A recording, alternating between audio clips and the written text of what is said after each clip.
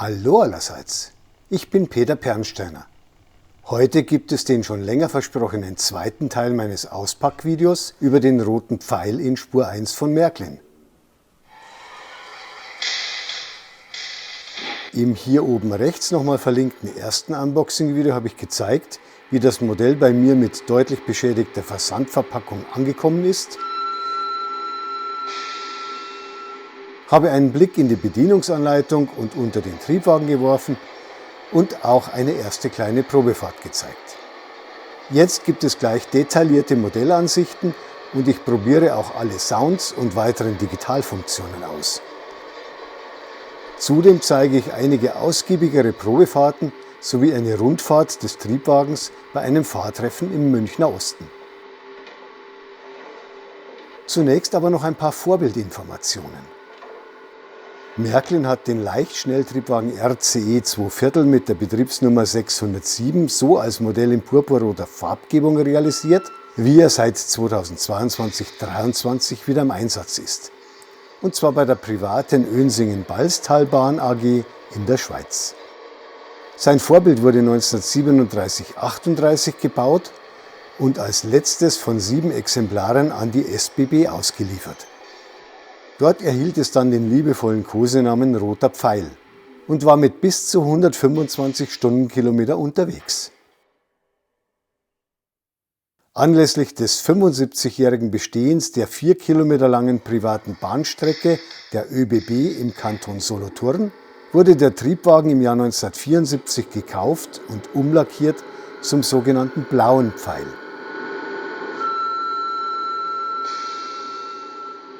1988/89 wurde er dann im Rahmen einer Revision umlackiert zu Signalrot und blieb so für mehr als 30 Jahre. Rechtzeitig vor dem 125-jährigen Jubiläum der ÖBB wurde der Triebwagen wieder in den Zustand der Mitte der 1950er Jahre zurückversetzt und erhielt seine frühere purpurrote Originalfarbgebung zurück. Das Märklin-Modell ist exakt maßstäblich 70 cm lang. Dank Fahrgestell und Aufbau aus Zinkdruckguss wiegt es stolze 5,6 Kilogramm.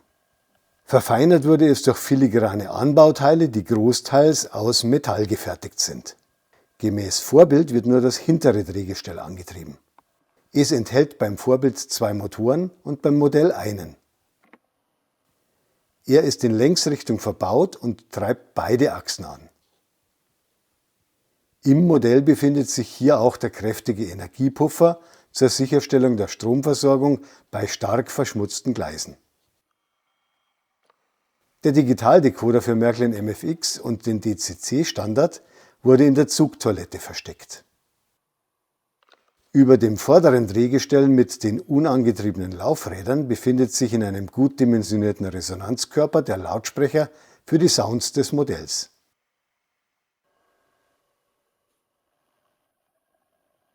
Vor den beiden Drehgestellen sind herausklappbare Schürzen mit Rückholfeder.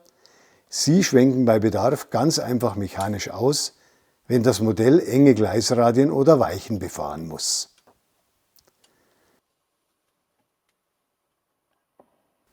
Zur Stromversorgung des Digitaldecoders verwendet Märklin Achsschleifer aus Federstahl. Sie sind jeweils an beiden voneinander elektrisch isolierten Achshälften montiert.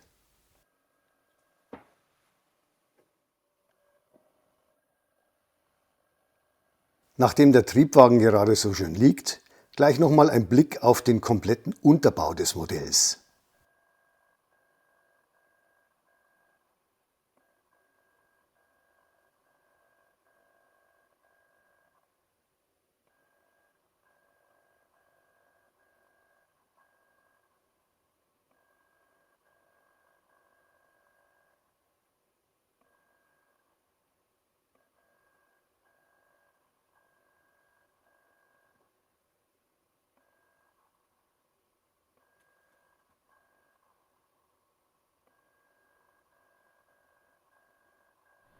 Ich komme zu den Digitalfunktionen des Modells.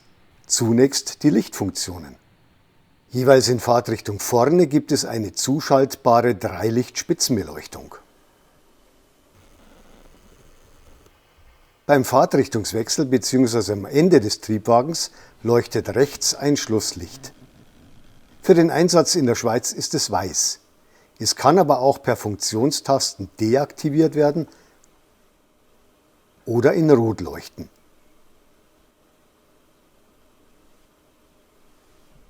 Mit einer weiteren Funktionstaste kann das obere Stirnlicht auf ein rotes Falschfahrsignal umgeschaltet werden.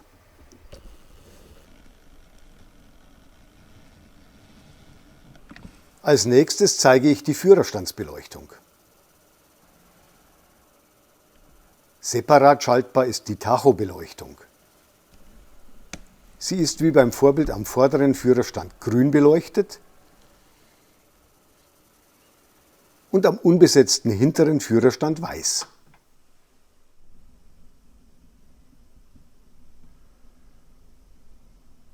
Schließlich aktiviert F1 die Innenbeleuchtung mit 13 LEDs im Dachbereich sowie das Innenlicht des hinteren Führerstands. Jetzt aktiviere ich der Reihe nach die zahlreichen Soundfunktionen des roten Pfeil und zeige dabei auch viele Detailaufnahmen des Modells. Zunächst die Pfeife.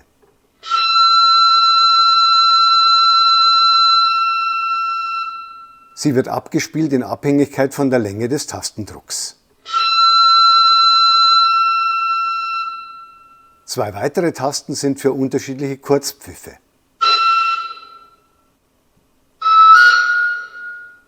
Dann gibt es einen Schaffnerpfiff.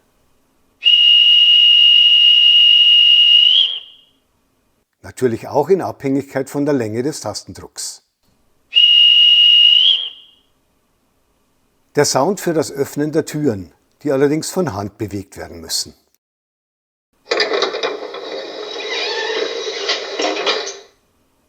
Und wieder schließen. Dann geht der Triebfahrzeugführer durch den Innenraum zum zweiten Führerstand und auch die Bewegung der inneren Schiebetüren ist zu hören.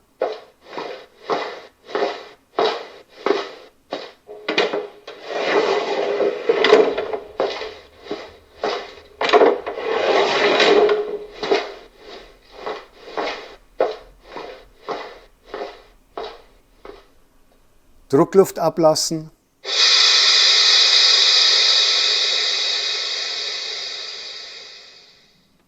Die Spurkranzschmierung.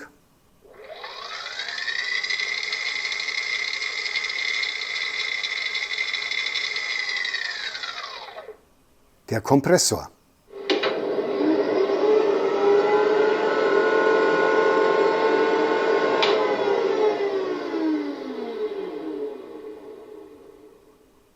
Wasser nachfüllen.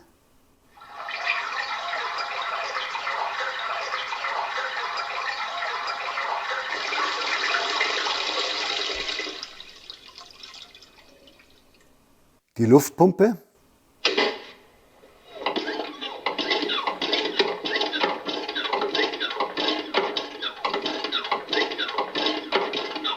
Und nachdem das Modell eine Zugtoilette hat, gibt es natürlich auch eine Toilettenspülung.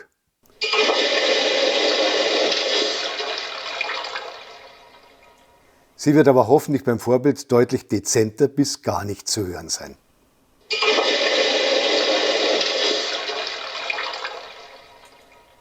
Dann der Langsamgang der Sicherheitsfahrschaltung.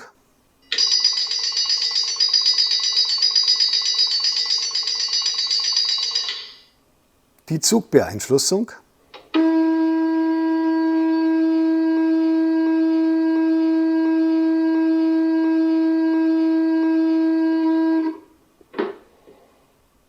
Als nächstes Umgebungsgeräusche am Bahnhof.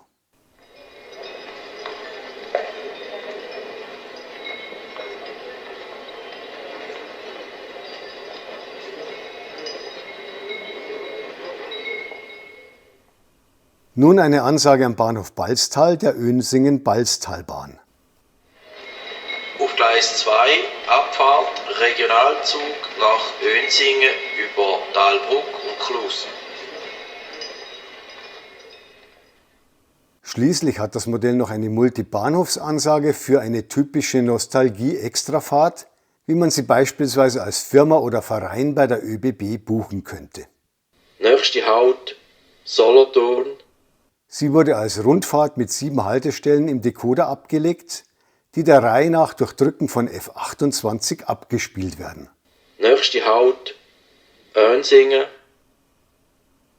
nächste Halt Olten, nächste Halt Langenthal, nächste Halt Burgdorf, nächste Halt Zollikofen, nächste Halt Biel, nächste Halt Solothurn. Wenn man die Fahrtrichtung des Modells in der Digitalzentrale umschaltet, ändert sich auch die Reihenfolge der Ansagen. Nächste Halt Biel, nächste Halt Zollikofen. Dann gibt es noch einen Rangierfunkdialog in Schweizerdeutsch. Wer das nicht versteht, sollte vielleicht einfach mal meine Untertitel des Videos einschalten. Fahrdienst antworten. Fahrdienst Baustelle, verstanden antworten. Ich stehe mit dem roten Pfeil im Gleis 3 und würde gern vom Gleis 3 über 9.2 ins Gleis 7 fahren. Antworten. Verstanden, du stehst mit dem roten Pfeil im Gleis 3 und willst jetzt vom Gleis 3 via 9.2 ins Gleis 7 antworten. Das ist korrekt. Ich würde mich melden, sobald ich im Gleis 7 angekommen bin. Antworten. Verstanden, du tust dich melden, wenn du im Gleis 7 angekommen bist. Antworten. Das ist korrekt. Schluss. Mit einer weiteren Funktionstaste gibt es noch ein Gespräch eines Wartungstrupps. Vielleicht auch nicht ganz so ernst gemeint, aber eine nette Idee. Beim roten Pfeil sollten wir noch das Wasser füllen für das WC. Kannst du das noch schnell machen, Marc? Jawohl, kann ich machen. Gut. Wir sollten noch die Beleuchtung wieder mal kontrollieren. Haben wir das herausfinden, was das letzte Mal daran gelegen ist, dass die Lampe nicht funktioniert hat? Jawohl, das haben wir herausgefunden. Da war das Kabel kaputt gewesen. Sehr gut, ja, dann funktioniert jetzt das wieder. Das ist die nächste Extrafahrt. Passend zu diesem Dialogthema nochmal der per F31 aktivierbare Sound der Toilettenspülung.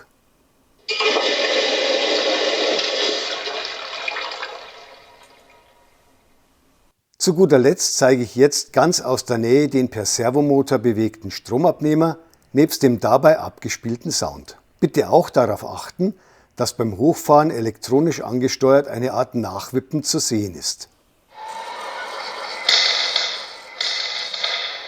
Wenn ich die Taste F4 wieder löse, gibt es ebenfalls gleichzeitig einen passenden Sound. Das Ganze nochmal aus einer etwas anderen Perspektive.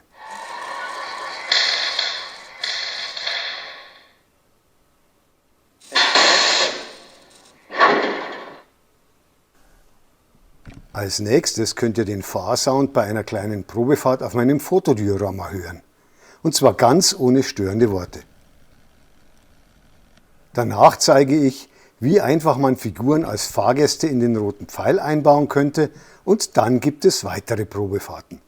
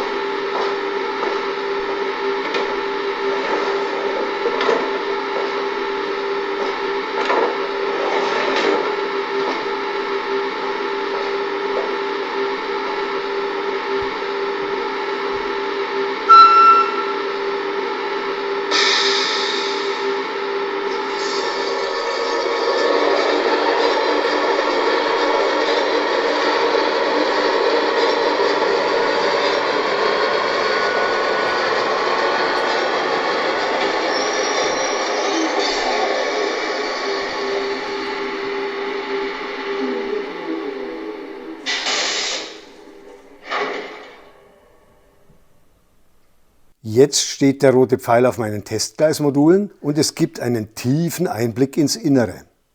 Hierzu kommt gleich ein typischer weicher Fugenglätter zum Einsatz, wie sie in Baumärkten und Discountern erhältlich sind.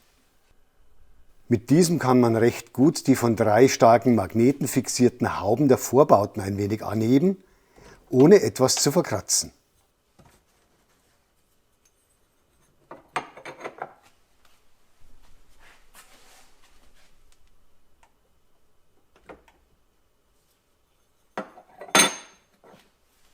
Auch die Fixierung des kompletten Daches lässt sich auf diese Weise ein wenig lösen.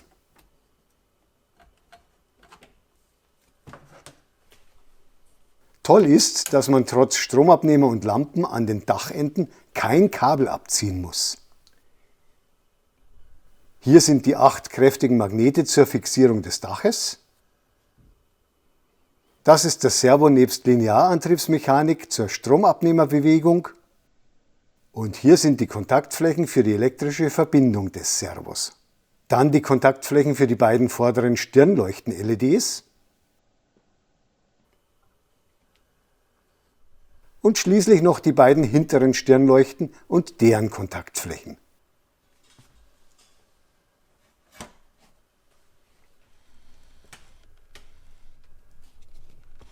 Dann als Gegenstück zu den Kontaktflächen jeweils 3 gefederte Kontaktstifte im Dachbereich des Triebwagens.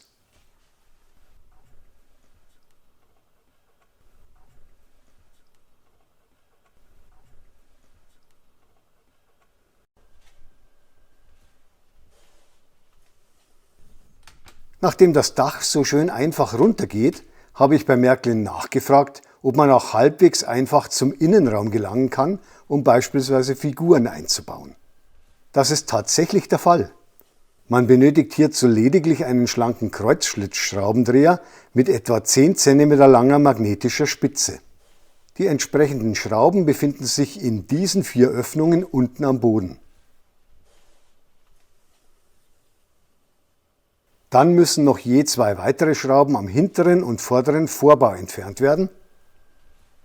Und das war's schon. Jetzt brauche ich etwas Platz für den Aufbau. Dieser muss nun nur noch vorsichtig hochgehoben werden. Er ist weitestgehend aus Metall gegossen, inklusive Puffer ist er 700 mm lang und inklusive Griffstangen 96 mm breit. Kurz ein Blick in den Aufbau. Die Fenster und Seitenwände, das Innendach samt LEDs, die Gepäckträger und vieles mehr sind sehr anwenderfreundlich einfach nur angeschraubt. Das ist geradezu ideal für beispielsweise Patinierungsarbeiten im Innenraum.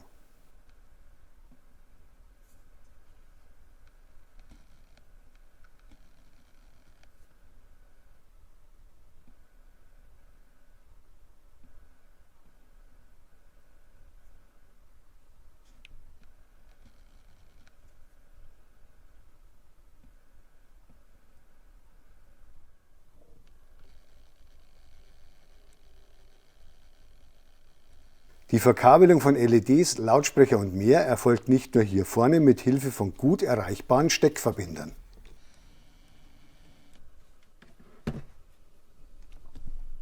Auch eine eventuelle Verfeinerung des Führerstands dürfte problemlos möglich sein.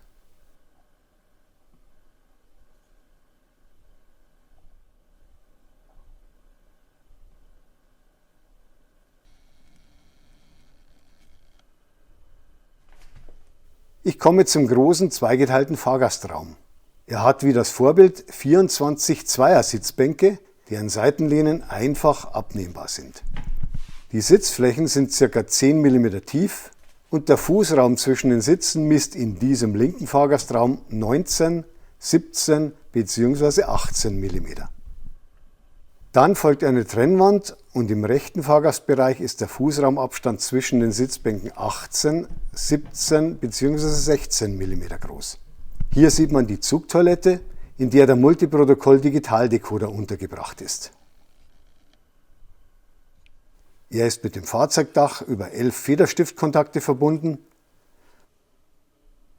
und unten gibt es einige Kabelsteckverbinder.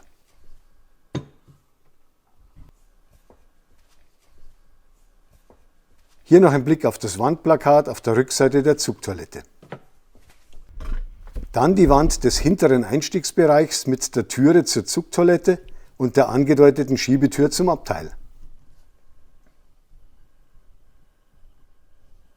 Ein Blick auf den hinteren Führerstand und schließlich der große Energiepuffer zur Überbrückung von stark verschmutzten Gleisen.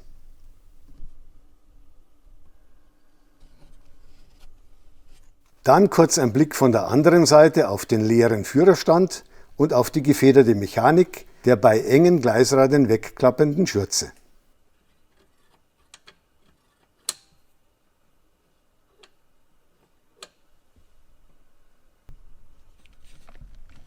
Außerdem zeige ich nun noch einmal aus der Nähe die Fotos und Infotafeln, die wohl auch beim Vorbild an der Wand der Zugtoilette angebracht sind.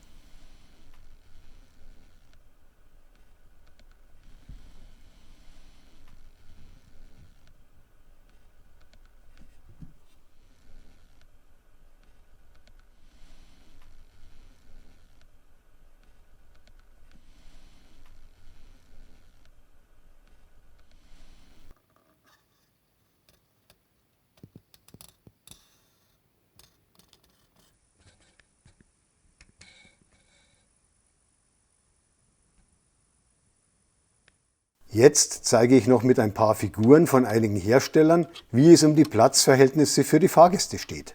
Die Vorderkante der Bänke ist 11 bis 12 mm hoch und die je zwei Bänke an den Abteilwänden haben zwischen den Armlehnen eine Breite von 26 mm.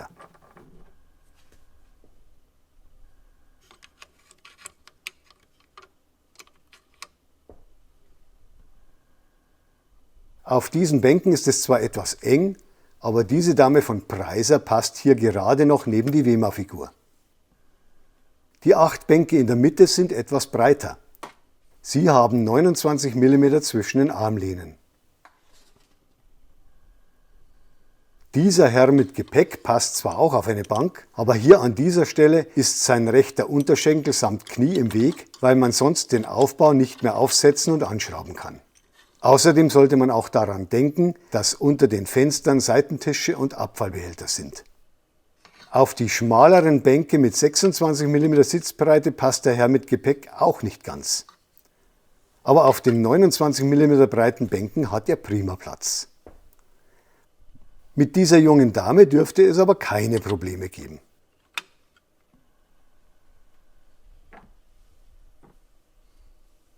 Auch diese junge Dame müsste passen.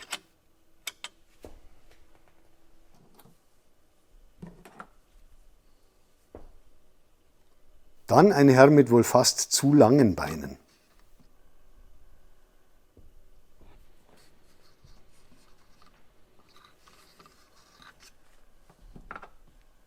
Auch die etwas einfacher gestalteten alten Carrera-Figuren von Frömmter haben relativ lange Beine. Und dieser Biergenießer von Märklin müsste fast in Schräglage eingebaut werden.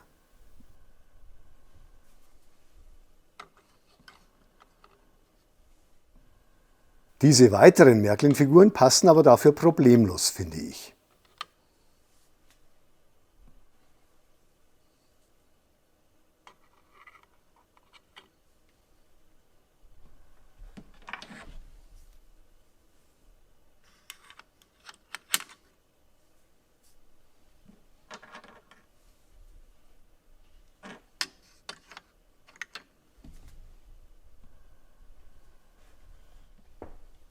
Nachdem ich den roten Pfeil von Märklin nur als Leihmodell für 2 Zeitschriftenbeiträge und für dieses Video hatte, konnten die Figuren natürlich nicht sitzen bleiben, sondern mussten den Triebwagen jetzt leider wieder verlassen.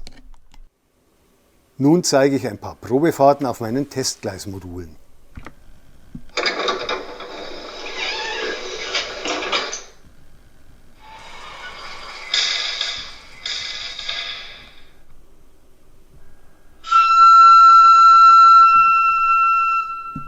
Zunächst ist der rote Pfeil ohne Betriebsgeräusch-Fahrsound in der niedrigsten Fahrstufe unterwegs.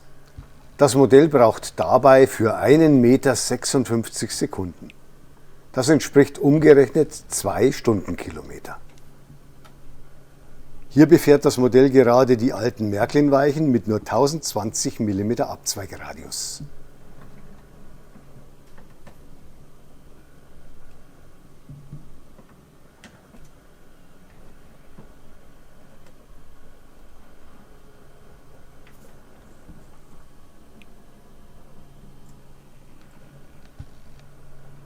Jetzt sehen wir kurz, wie die Schürze beim hinteren Rad des vorderen Drehgestells ein paar Millimeter ausschwenkt, um den engen Radius von 1020 mm zu bewältigen.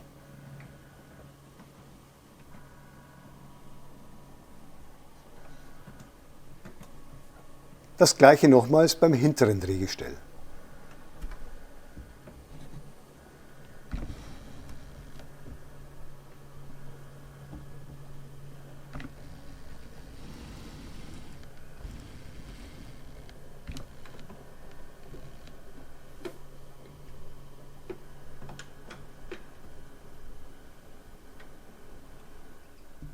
Nun hört man den Triebwagenführer wieder durch den Fahrgastraum zum hinteren Führerstand stapfen.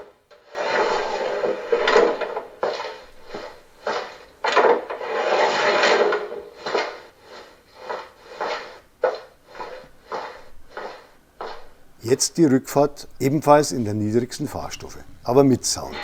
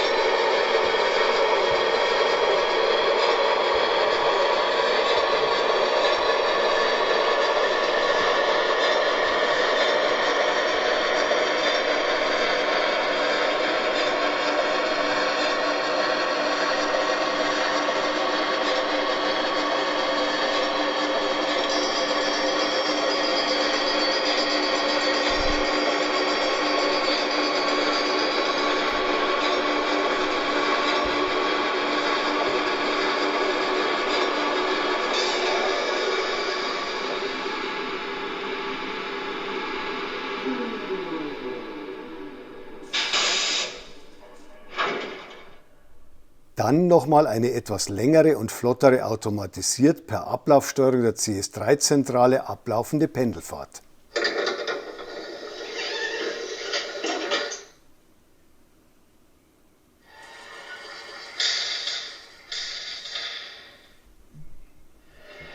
Auf Gleis 2, Abfahrt, Regionalzug nach Önsingen über Dahlbruck, Klus.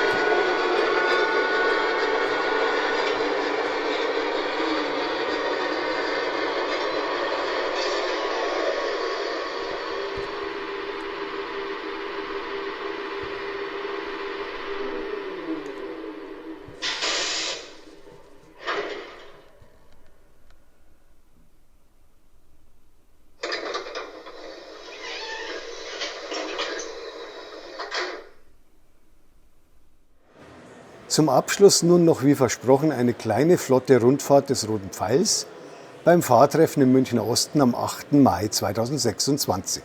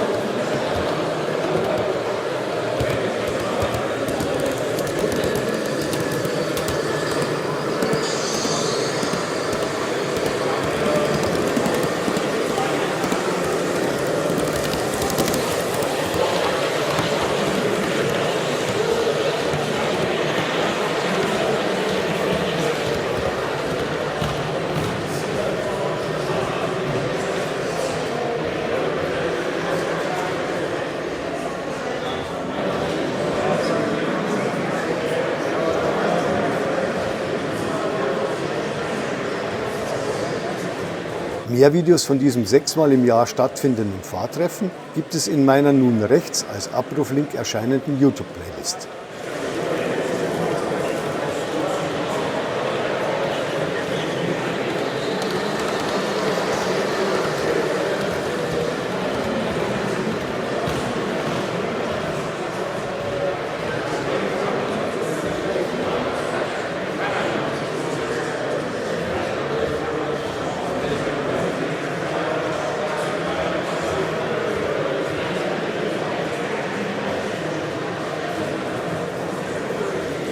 So, das war's mit meinem Auspackvideo über den Roten Pfeil in Spur 1 von Märklin. Ich hoffe, es hat Spaß gemacht und ich würde mich freuen, wenn ihr meinen Kanal bald wieder besucht. Wenn ihr ihn noch nicht regelmäßig anschaut, bitte einfach mal hier oben rechts das Abo-Fenster anklicken. Servus, bis zum nächsten Mal, sagt euer Peter Pernsteiner.